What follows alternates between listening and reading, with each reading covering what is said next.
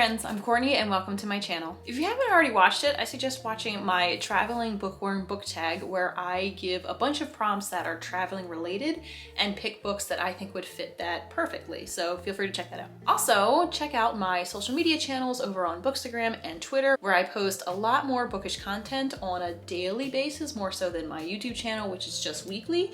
So for more up-to-date things, more stories, lives, things like that, head on over to those. So I get asked a lot on a lot of my channels, in person, through my newsletter, how do I pick a book? That is a very big question. There's a lot of different avenues I can go with that. How do I pick a book from a store? From online shopping? From the collection that I currently have to read next? There's a lot there that I can cover. So we'll try to do that now. As it is, well, just past Valentine's Day weekend, I do buy myself a book on Valentine's Day. It's kind of an act of self-love. I started a few years ago when me and my girlfriend were going to Panera, and then there was a Barnes & Noble next door, and we decided to go buy ourselves a book.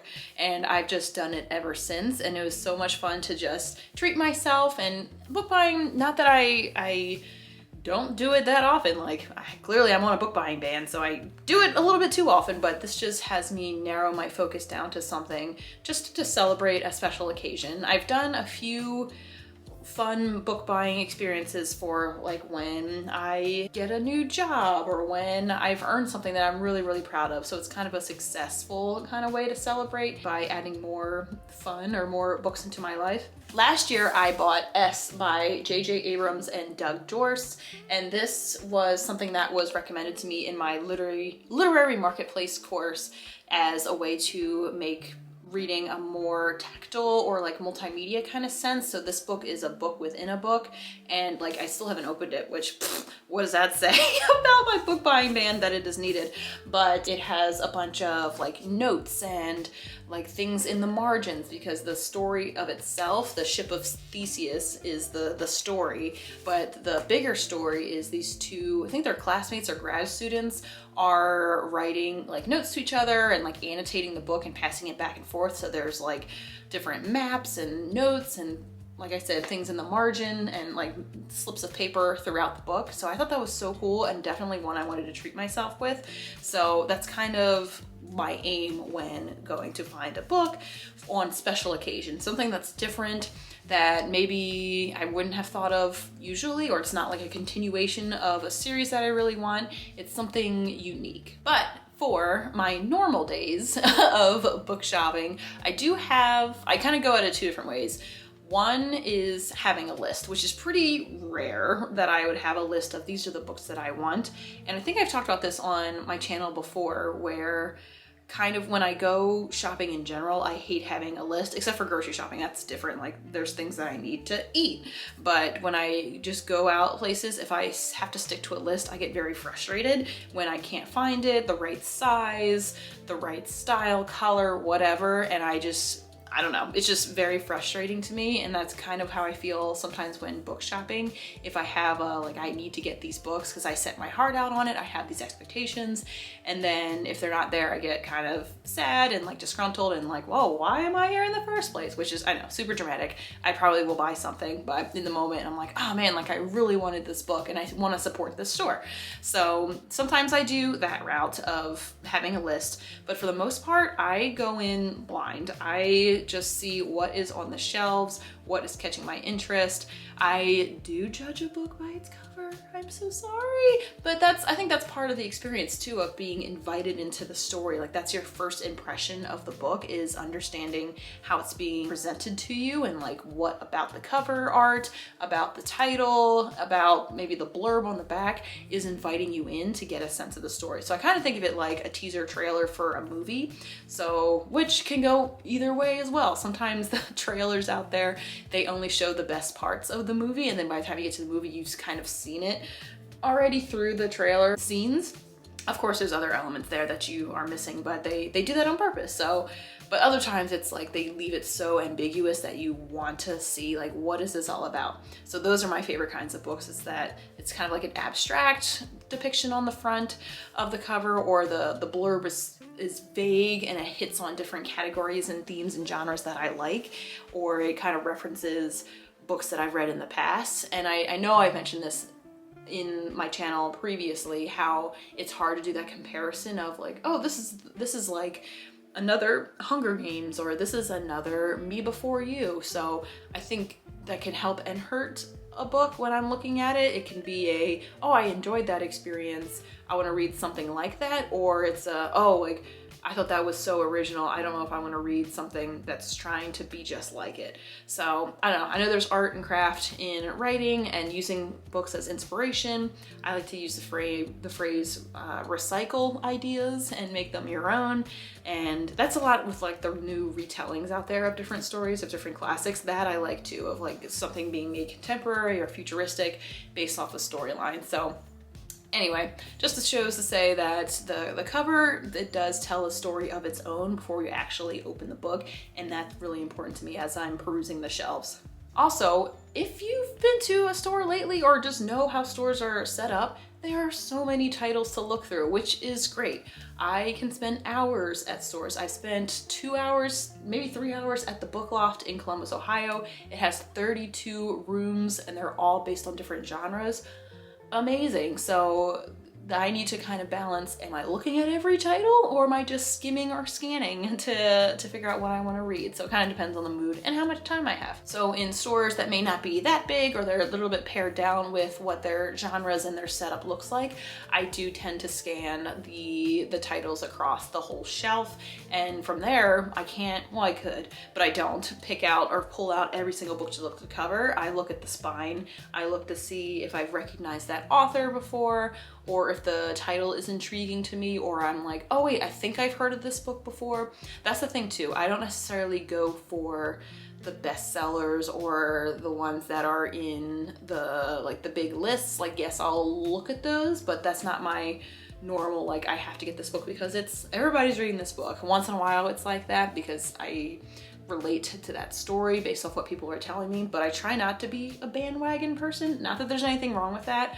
I just like seeing things from maybe a different perspective, or like seeing it after the anticipation has died down a little bit, because then I can go in without as many expectations, or maybe some that are high, who knows. But I don't like getting into the hype right away. So that's why most times I don't usually buy the new, like, people have been asking what 2021 books are you excited about, and I honestly can't say that I am. Like, I might come across some like, oh, that looks interesting, but there's not many that I have to get it the day that it comes out and read it right away and be a part of that like hubbub of a new book release. It's exciting, I get it, but I kind of like being in the background of like, I'll read it later and then put my thoughts together instead of rushing through it and putting my thoughts out there that aren't maybe well thought out, just to get something out there for other people amongst the mass of others that are writing about it or posting about it. So yeah, I'm okay with that. I'm okay to wait, not a big deal. But that's what's fun about looking at all the titles and not just like the ones in the best-selling section of a store. I love looking at staff favorites. I think that says a lot, especially when they put a blurb there. When I was at Powell's in Portland, Oregon, they had a lot of those sections throughout the store, and they also had recommendations from readers of the store, or like frequent visitors and patrons. And that I thought was cool too, like getting the community engaged and sharing like mini reviews for different books. So I thought that says a lot about, well, one, the bookstore itself, but then what an average reader or just somebody in the community thinks of that book, and that makes me more inclined to pick it up. I love when bookstores have themed sections. So with Valentine's Day, oh, I don't read too many romance novels, but there's some stores that do like anti-romance or like anti-Valentine's Day themed store displays. So like things like that where they get really creative draws my attention and makes me want to pick up a book from there as well. Once I have my kind of book pile that I found interesting, I kind of find a corner of the space or the store or somewhere I can hunker down and just like review my titles. And that's where I start scanning them on GoodReads. Originally I've done that, but I might, if there's an ability to do that on Storygraph, I might do that there as well to see what the ratings are and like other reviews there. So I do rely on those to give me a hint if I'm like, I can only buy 3 books this time, or like this is my budget, then and I have a selection of 6 or 7, like I have to narrow that down. And after rereading the title, looking at the cover and the blurb or synopsis, and I can't pare it down from there, that's when I go to reviews from other readers like me and the different ratings and see, well, 1, what is the rating, the star rating, and then 2, how many people have reviewed it, because that a 4-star rating with 200 reviews looks a lot different than a 3.5 or a 3-star review with 10,000 reviews. So kind of pick and choose from there. But it's super interesting to see what people have to say and like how, it's kind of like when I go buy something online, like, or a really big purchase, I look through so many reviews. Like I am that person that will read through the 5-star reviews and the 1-star reviews and see like, okay, what are people thinking here? So kind of the same thing when it comes to books that I want to purchase. So that's kind of how I go about buying and acquiring the books from bookstores themselves. Libraries are a little bit different. That is usually ones that maybe have struck my fancy, but I don't want to read them right away. Like I'm okay waiting, like I said, with like the bestsellers and everything. And that's just a matter of like, when is it available? And that's when I will read it. Or I love the features now on most library apps. When you go to hold something, you can delay it or like push it back and like move somebody else in front of the line for you to finish what you're reading, or maybe you're just not feeling it that day or the time to want to read at that moment. So that is a feature I love when borrowing books from the library. I am not one to go peruse the library shelves, which I don't know when that started happening. I'm more of, I know what book I want to read and I'm not sure if I want to add it to my collection or not, so I will borrow it first and then go from there. So that's kind of like my test drive, is to go use the library for those resources. And most of the times they have all the books. Like I think it's incredible that even new releases are available at the library. So definitely a resource that I recommend to folks that maybe are inclined to buying books or don't want to have a whole collection or huge shelves of books in their home. And I understand that as a minimalist, like I try to balance those out as much as possible. So yeah, if I'm inside the library, it's usually me printing something or picking up a hold from the hold shelf. I'm not usually one walking around. I used to do it more when I volunteered at a library back in graduate school. There's one 2 blocks from where I lived and like 3 blocks from campus. So on my way home from classes, I usually volunteered for 2 hours reshelving mainly the DVDs and I guess at the time VHSs. There were very few at that point on their shelves, but then I also got to sort the fiction titles across the way. So that's kind of fun to see what people were returning. I always find that interesting, of the biggest or the most popular things that are getting taken out or loaned from the library. So that's where I got some of mine. I'm like, oh, I didn't even think of that one. And then once it's returned or I put it back on the shelf and I'm done for the day volunteering, I like take it off the shelf and take it out myself. But yeah, I do miss those days. But here in Cincinnati, when I first moved here, there wasn't a lot of opportunities from the libraries I reached out to. They had, which is great, they had all the volunteers they needed, but from there I just haven't been back since to either volunteer or peruse more intentionally. But definitely a good resource. So after all that, the acquiring of books either borrowed or purchased, how do I go about picking what is next to read? This, I don't know, I feel like I'm such a planner, which is a good and a bad thing. I see a lot on Books Nest. Beth at Books Nest, she's another fantastic booktuber. She doesn't do TBRs, and she talks about it as it being more of a mood reading, which I definitely understand that. I just like having a starting point, and then from there, the books that I select for that month, I pick based on my mood in that month which book I want to read. But it's not like, okay, let me look at the shelf after I just finished X book for Y book and going from there. Like I have to have a plan, because I just If not, I feel like I'm all over the place, or I'll get frazzled or end up buying more books and then they get put on the shelves, and then endless cycle, vicious cycle, whatever. But when I go about picking my TBRs that I can speak to, it's more about, okay, what has been on my shelf for a while? I try to do my best to make it an eclectic mix of genres, except for when there's like readathons that are themed, or Nonfiction November is a thing. I already have my Nonfiction November TBR set. I know, it's February. Sorry about it. Sorry, not sorry. But I have those books already picked out. So that was a little bit easier to pick because I don't have that many nonfiction books that I haven't read yet, but I know which ones I want to like go for in November. So those, I definitely have like a stack of 6 or 7 ready to go for then. Not to say I won't read nonfiction the rest of the year, but those I don't want to dedicate solely to the month of November. Otherwise, so right now I'm in my Read Around the World challenge. I'm in the Unread Shelf challenge, where you grab books that are already on your shelf or you currently own and make your way through that. And there's different challenges per month. So January was read a book that's been like highly anticipated.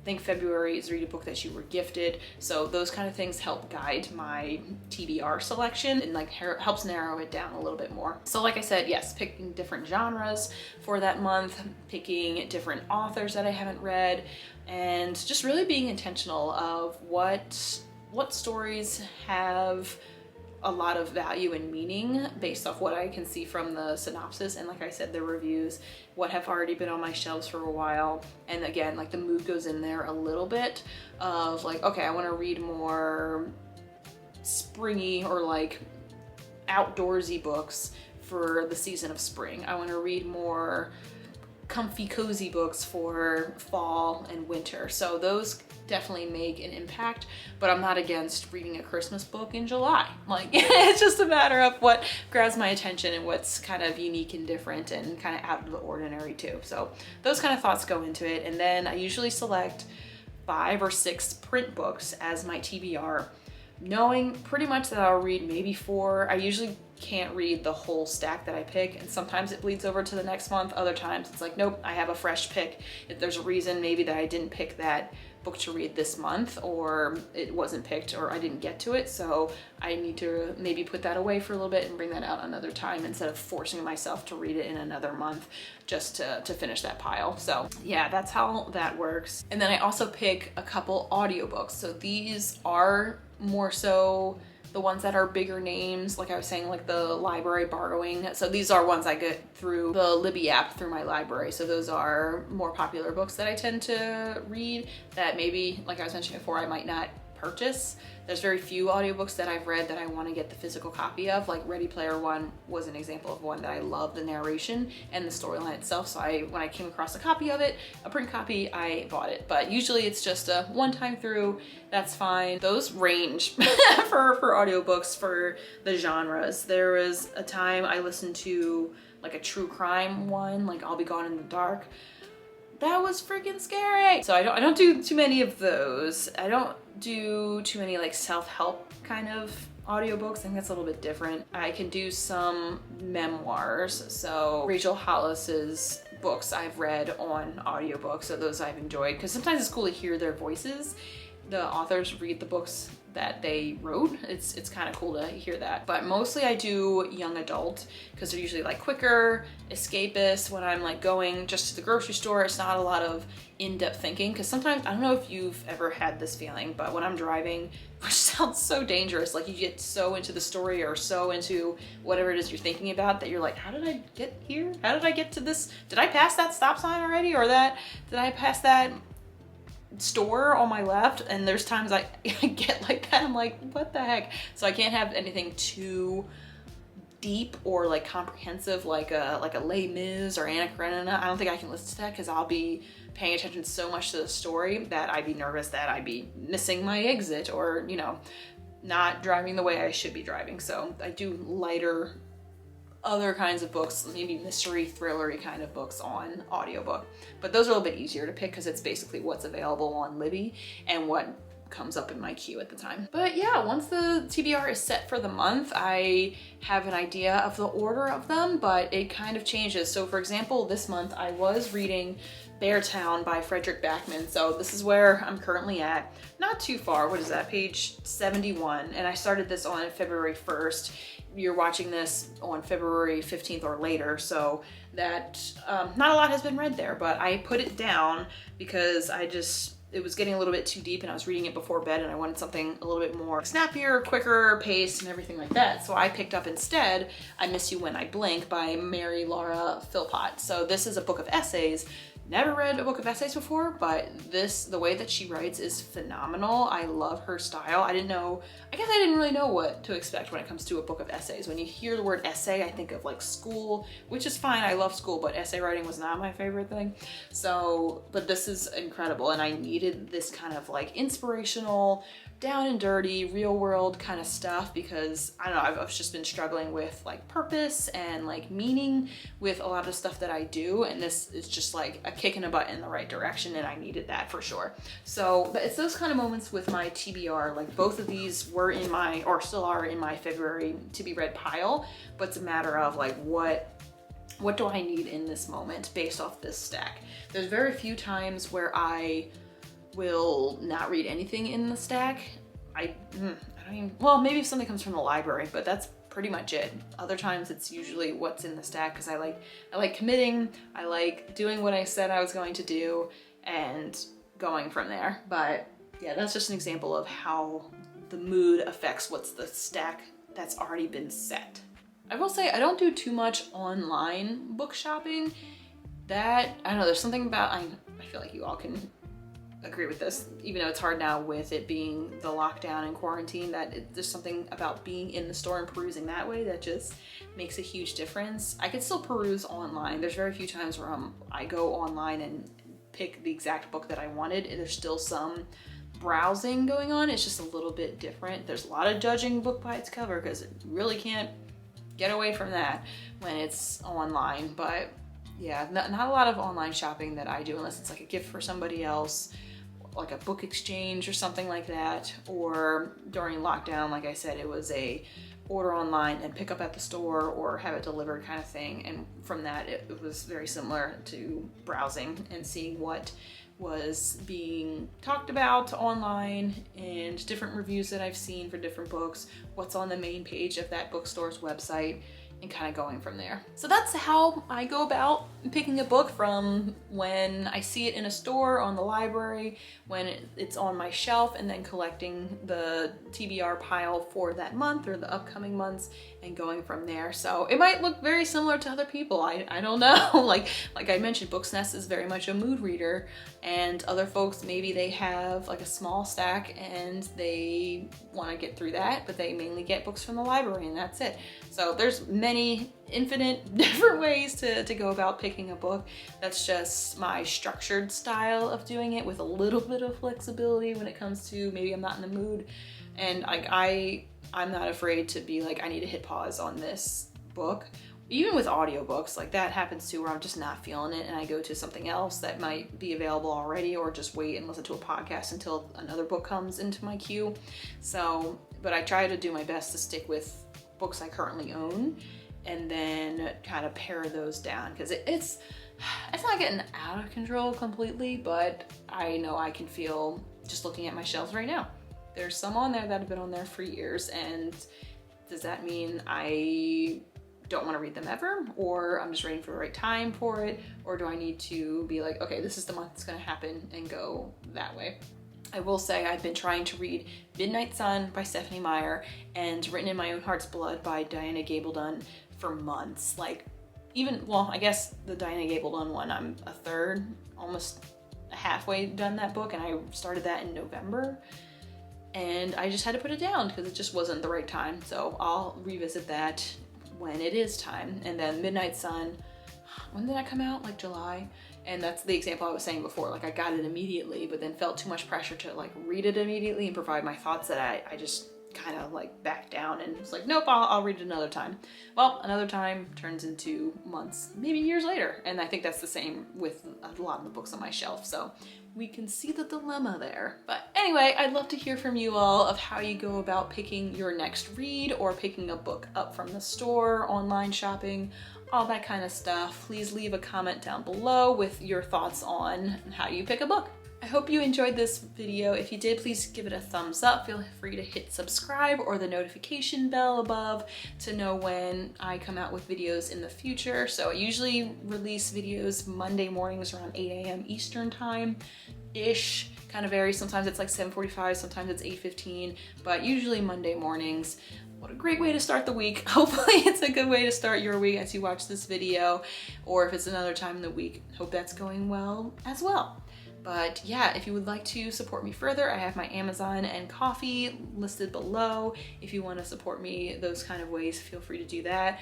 You can share this video or have some other friends that you want to send it to that they want to subscribe and watch videos like this and others in the future. So with that being said, I hope you had a great day and continue to have a great day, a great week, and happy reading.